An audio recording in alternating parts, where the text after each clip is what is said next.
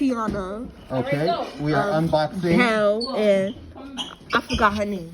I forgot her name. Was it? I don't know. Cinderella, right? Okay. Who's this one? So we're unboxing.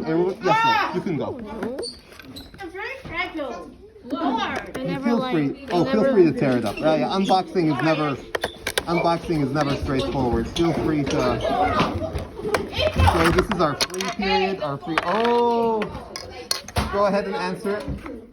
And remember how to place it. Remember how to place the cube on the stand. Go ahead, love. Remember with the vertex.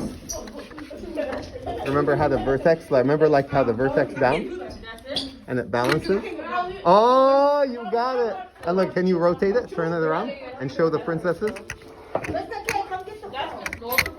Answer for me, love. Answer, 705. Yeah, it's like a vertex. Perfect. It lines up perfectly. And then all the princesses are here. Awesome.